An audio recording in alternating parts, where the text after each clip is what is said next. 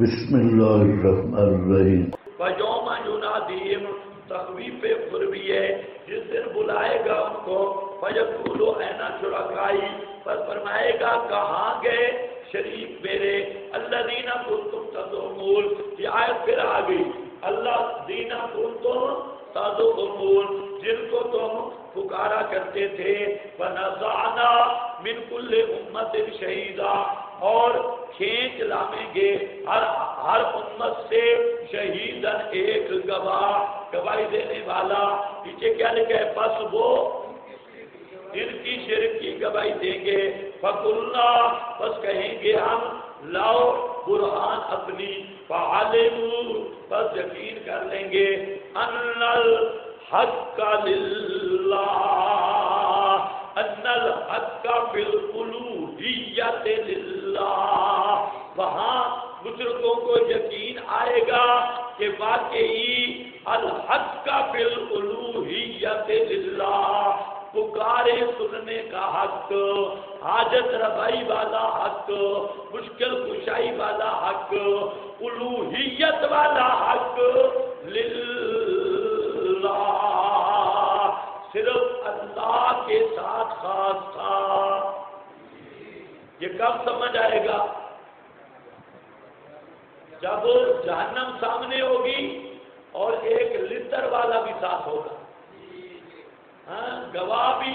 روز نامچے والا بھی ساتھ ہوگا، اور مشرک ملا پیر کو پکڑ کے لائے گا، اور پھر اللہ فرمائیں گے، ہم پوچھیں گے تو مشرکا، اور شرک کرنے والا بتانا، ہاتھو برہانکم، دنیا میں تو سٹیج چھوڑ کے بھاگ جاتا تھا، اب کہاں بھاگے گا؟ ہاتھو برہانکم، لا دلیل اپنے شرک پر، لیکن کتابیاں نہیں چلیں گی، برہانکم،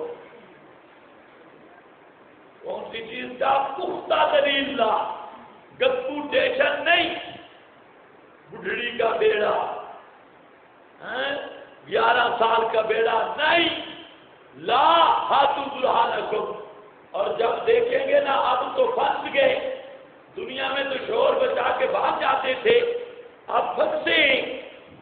اس وقت جان لیں گے، فَعَلِمُوا، اس وقت یقین کر لیں گے، أَنَّ الْحَقَّ لِلَّهِ، کہ حق وَلَهُ دَعْوَةُ الْحَقِّ، آپ کے پاس لکھی ہے عبارت،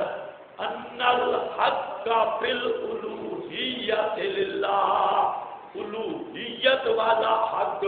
صرف اللہ کا، اور لکھی ہوگی اجت توحید، مدارک اور خازن، یہ صلی اللہ عنہم ما کانوا یفترون، گم ہو گئے ان سے وہ جو تھے یفترون۔ یفترون کا معنی سمجھے ہو؟ یفترون کا کیا معنی؟ کیا لکھا ہے نیچے؟ اور نہیں نہیں نہیں نہیں نہیں، بالکل نہیں، ما کانوا یفترون سے مراد مشرک کے دلائل ہے، مشرک جو دلیلیں پیش کرتا تھا، یہ تو اوپر آ گیا، ان الحق للہ وضل عنہم ما کانوا، او قصیدہ غوثیہ کیا پیش کرتا تھا؟ قصیدہ اور دلی باجوی دلیلیں جو گھڑتا تھا بے ایمان، فلانے بزرگ نے لکھا، فلانے بزرگ نے لکھا، فلانی کتاب میں آیا، یہ مشرک کے وہ 12 سال کا بیڑا، شاہ شمس تبریز کی بوٹی، اور بڑھڑی کے وہ بڑھیا کے 12 بیٹیاں جو بیٹے بن گئے، اور فلانا پیر وہ کانے کی سواری کرتا تھا، کانے کے اوپر بیٹھتا تھا، کانا سمجھتے ہو کہ نہیں؟ کون سا کانا کس کو کہتے ہیں؟ ہاں، جس سے قلم بنتی ہے نا،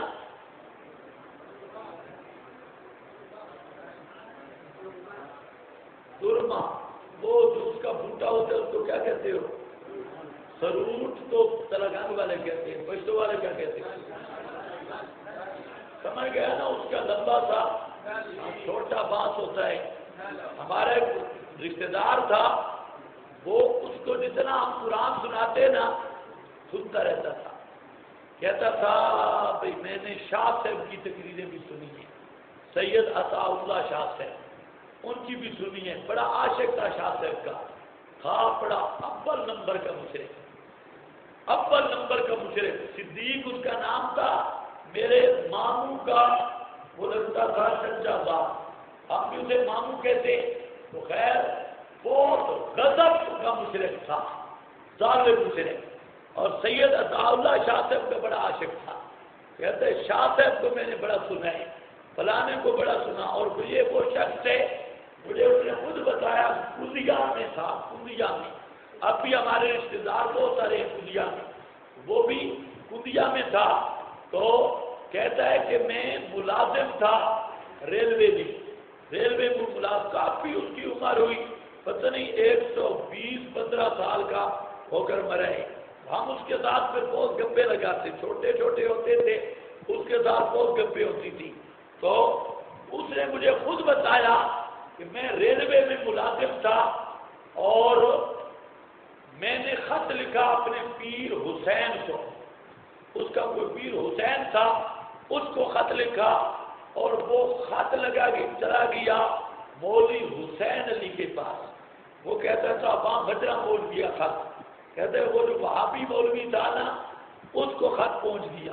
پھر خود کہتا تھا، آنسو بھی اس کے آ جاتے تھے، کہتا ہے میں نے بڑے لوگوں کو دیکھا ہے، لیکن وہ جو وہابی مولوی تھا نا حسین علی، وہ کوئی عجیب آدمی تھا،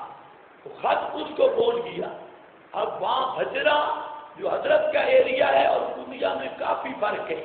اور پیدل کا سفر تو اور زیادہ فرق ہے، تو کہتے ہیں ایک دن میں دوپہر کو آ رہا تھا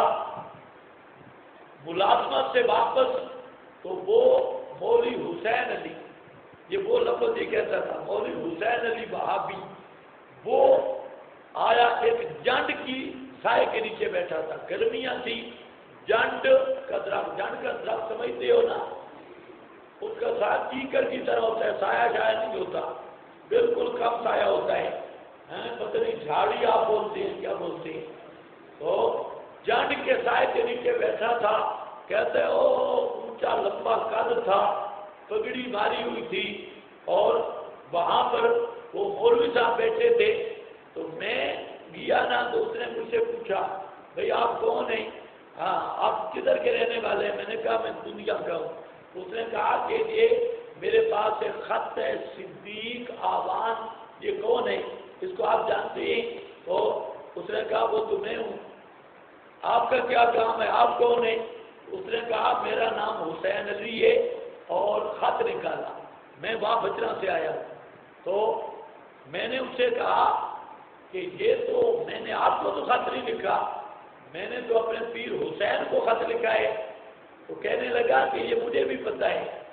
آپ کا خط تھا ڈاکیا بھول گیا، خط وہ ادھر لے آیا، لیکن مجھے ایک بہانہ مل گیا، میں نے آپ کو ایک پیغام دینا ہے، مجھے یہ بہانہ، میں وہ پیغام پنجابی میں کہتے ہیں سنیا، میں ایک سنیا مارا، میں سنیا دے بنایا، میں ایک پیغام دینے آیا ہوں سنیا، خیر کہتے مجھے بٹھا دیا، میں نے کہا خدا کے بندے چل ادھر میرا گھر ہے، ادھر چل شہر میں، آپ وہاں دن پہ بھی رہیں وہاں، اور آپ کی خدمت بھی میں کروں، آپ اتنا وہاں بجرا سے آئے،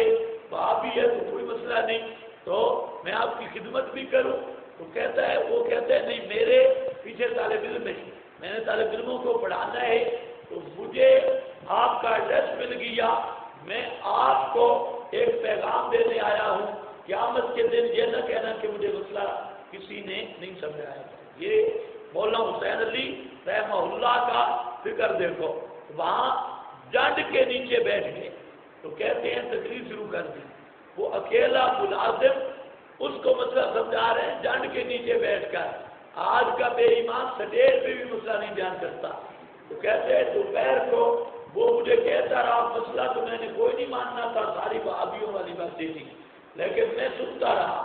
اس نیت سے کہ چلو یہ دور سے آیا، لحاظ کر گیا نا، لحاظ ہے ہمارے برادری میں یہ بڑی چیز ہے، ادھر کے لوگوں میں بھی لحاظ آ گیا، فلانے کا لحاظ، وہ لحاظ میں سنتا رہا، خیر کہتا ہے کہ میرے دل میں بات آئی کہ نہ چائے پیتا ہے، نہ روٹی کھاتا ہے، کچھ بھی نہیں کرتا، تو میں نے اسے کہہ دیا کہ چلو تنخواہ میں لے کے آ رہا تھا، میں نے پیسے آدھی تنخواہ کے ہی اتنا پیسے نکالے، میں نے کہا چلو یہ آپ لے لیں، اور آپ اگر نہیں آتے تو ایسے میری بےزتی ہے، آپ کو جہاں سے واپس کرنا یہ آپ لے لیں۔ اس نے کہا میں پیسے لینے نہیں آیا۔ میں نے کہا کہ چلو طالب علموں کا مدرسہ ہے، مدرسے میں دے دو۔ اس نے مجھے کہا کہ جو ہمارا مدرسہ ہے اس کا ہم چندہ نہیں لیتے، اس کا پیسہ خود جو مجھے اللہ نے دیا ہے میں خود خرچ کرتا ہوں، اس کا ہم چندہ نہیں لیتے، اس لیے میں پیسے نہیں لیتا۔ کہتے ہیں میں حیران ہو گیا، اس نے تو 1 روپیہ نہیں لیا، اور وہاں سے واپس ہو گئے، وہاں جنڈ سے واپس ہو گئے، پانی تک بھی نہیں پیا۔ آج جو ہے ایسا خطیب، آج کل تو خطیبوں نے ایک بےغیرتی کا وہ بنایا ہے، کیا اس کا نام رکھا ہے، کیا کہتے ہیں، میں نے تقریر کے بعد ایک کوڈ نمبر ہے، وہ کیا ملاقات، نہیں تمہیں بھی نہیں، اور نہیں ہو پھر ملیں گے۔ وہ جب خطیب کو پیسے دیتے ہیں نا، اجرت، اس اجرت کا نام رکھا ہے خطیبوں نے، پتہ نہیں آسان سا تھا، ابھی میرے ذہن سے گیا، وہ نام بڑا عجیب تھا، بڑا صحیح بے غیرتی، اور پھر پتہ نہیں جاتے ہیں لیٹرین میں وہاں گنتے ہیں کتنے ہیں، اور کئی لڑتے بعد میں بیٹھ کے گنتے اور پھر لڑتے، اور میں مذاق نہیں کر رہا، ایک میں نام نہیں لیتا، وہ آپ اگر میں نام لیا تو آپ یہاں پہ ہوش ہو جائیں گے، بہت بڑے بزرگ ہیں، وہ اس ایریے میں گئے، انہوں نے اس کو پیسے دیے، وہ بعد میں بیٹھ گیا، بعد میں بھی ابھی مجھے تقاضا ہے، اب بعد میں کیا جانا تھا، اسے پیسے گنے 1 2 وہ 1000 سے کوئی 12,000 روپے، جب واپس آ گیا اور اس نے کہا کہ تمہیں شرم نہیں آئی، مجھے تم نے بلایا، 12,000 میری بےزتی کی ہے تم نے، 12,000 دے کے، انہوں نے کہا حضرت جی کتنا ہو، کہتے ہیں کم از کم 18,000 میرا بنتا ہے، 18۔ اس بیچارے کے پاس پیسے نہیں تھے، دوسروں سے مانگے، اور اس خطیب کا وہ 18,000 پورا کیا، اور وہ جا رہا ہے۔ اب یہ مبلغین کا حال ہے، اور یہ نام لیتے ہیں مولانا حسین علی کا، کہاں مولانا حسین علی پہ خدا کی رحمت ہو، وہ تو سچا توحید کا وفادار اصلی پیر تھا، اصل توحید کی خدمت کرنے والا۔ یہاں تو خطیب کو روٹی اگر مزے کی نہیں ملی تو آئندہ سال آ جائے تو اس کا باپ ہی کوئی نہیں ہے، آئندہ سال اس کو بلاؤ، یا تھوڑی سی خدمت میں کوئی کمی آ گئی۔ اور یہاں پنجاب میں سرحد میں بھی ایسا ہوگا، پنجاب میں تو توحید کا ریٹ مقرر ہے، اور سب سے مہنگا 1 گھنٹہ گپوٹیشن بھی ہوگا ادھر ادھر، اور 15 سے 20,000۔ اب جو کچھ نئے خطیب ہیں وہ تو ماشاءاللہ ان کی شرائط ہے کہ میں جب جاؤں گا نا 6-7 پروگرام ایک لائن پہ ہوں گے، ایک لائن پہ، اور ہر پروگرام 30,000 روپے، 30۔ جب واپس آؤں گا تو یہ ایسے، لیکن ہماری قوم بھی ایسی بدھو ہے کہ ایسے الو کے پٹھوں کے بھی جلسے کرواتی ہے، ایسے بیپاری، وہ جلسے کیا ہوتی ہیں، کوئی ادھر نوک لگائی جیسے گیدڑ مغرب کے بعد جنگل میں ہوتی ہے نا، وہ آوازیں نکالتے ہیں، کوئی ادھر گیا، کوئی ادھر گیا، کوئی ادھر گیا، نہ کوئی مسئلے کا بیان، نہ توحید کا بیان، نہ کوئی، اور پیسے لیے اور وہ ابو زید سروجی وہاں سے چلا گیا۔ یہ ہے خطیبوں کی حالت اور عوام کی حالت۔ یہی وجہ ہے کہ کام نہیں ہو رہا، کام اسی لیے نہیں ہو رہا کہ نہ بیان کرنے والے میں ایمان ہے، نہ کروانے، وہ بھی کہتے ہیں لوگ خوش ہو جائیں اور سارے خوش ہو جائیں، پھر بیٹھ کے مولانا حسین علی کو کون پوچھ سکتا ہے؟ اور سمجھ گئے یا نہیں سمجھ گئے؟ ہاں، یہ وقت ہم نے دیکھا حضرت نعمانی صاحب رحمت اللہ علیہ، ہم ساتھ چلے کئی پروگراموں میں، آپ یقین کریں کہ وہاں پر ڈیزل کے پیسے بھی نہیں دیتے تھے. ڈیزل کا پیسہ، حالانکہ ڈیزل کا پیسہ تو حق بنتا ہے اگر خطیب کو جو اس کا کرایہ یا ڈیزل، اگر کوئی خطیب ایسا ہے جو صاحب وسعت ہے تو پھر تو ٹھیک ہے، نہیں تو روزانہ اگر جائے 5-6 ہزار روپیہ خرچ کر کے تو پھر تو وہ نہیں کر سکتا. تو یہ تو معاملت ہے دعوت بھی، لیکن ایک ہے تجارت بنا لینا. 25-25 ہزار 20 کی فیسیں مقرر ہو رہی ہے، اور اگر نہ دو تو دیکھتا ہے جیسے بھوکی بھینس دیکھتی ہے، اور پھر اس پہ پھنکارے بھی مارتا ہے، جب بھی کرتا ہے. یہ اس لیے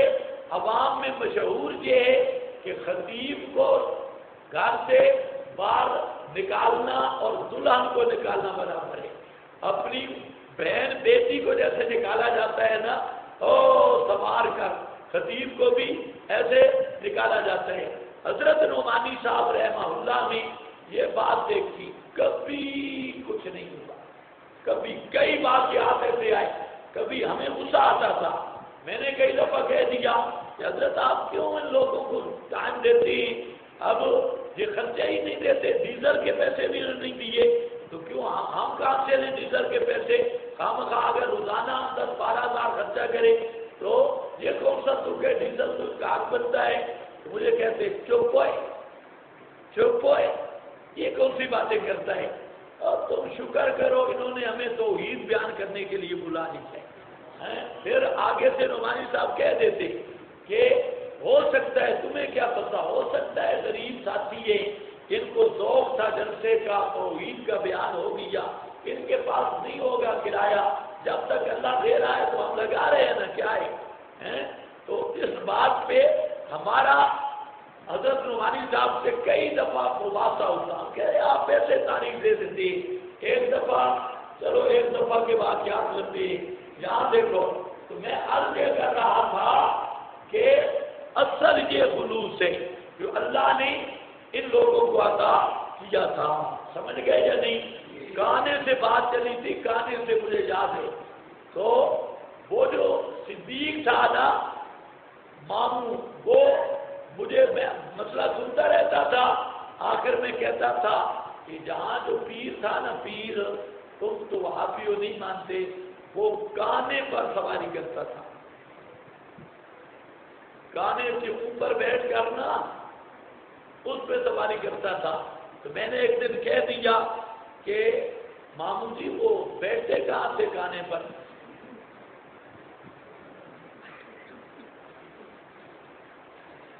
آپ کو کچھ سمجھ نہیں لگتی. وہ جو گانے پر بیٹھتے تھے، اوپر سیٹ تو نہیں ہوتی، وہ کہاں بیٹھتے تھے؟ اب جب اس کو سمجھ آئی نا، تھا نا بوڑھا، تو غصہ اتنا آیا اس کو، اتنا کبھی اس طرح پھرتا ہے چارپائی پہ، اس طرح پھرتا ہے، کہتے ہیں آپ بے ادب اور گستاخ. میں نے کہا ماموں تو بے ادب ہم تو نہیں، ہم تو کہتے ہیں پیر بیچارے کو گانے پہ نہ بٹھاؤ، بڑی مشکل جگہ ہے. آپ نے پیر کو گانے کے اوپر بٹھا دیا. اللہ جانے پیر کے ساتھ کیا بنا ہوگا جو پورا ظالم پیر گانے پہ بیٹھ گیا. بے ادب آپ ہیں یا ہم میں؟ ہم کہتے ہیں پیر بیچارے کو گانے پہ یا بانس پہ نہ بٹھاؤ، کسی صحیح جگہ پہ بٹھاؤ. تو کہتے ہیں وہ گانے کے اوپر بیٹھ کے گانا بگاتا تھا. عجیب بات ہے. یہ ایسے بے ایمان ہوتے ہیں. یہ ہے ماں کانو، اور سمجھ گئے یا نہیں؟ ماں کانو یفترون میں ہر جھوٹا شبہ اور ہر من گھڑت ولایتی دلیل. اللہ فرماتے ہیں وہاں کھل جائے گی بات کہ پکارے سننے والا صرف اللہ ہے. وَضَلَّ عَنْهُمْ مَا كَانُوا يَفْتَرُونَ. یہ ساری کتابڑیاں گم ہو جائیں گی. قصیدے غوثیے، بٹاغر بحرین، تحفۃ الاکاذیب، تحفہ شاہ جہانیہ، تحفہ نسایا، یہ ساری گپیں اڑ جائیں گی.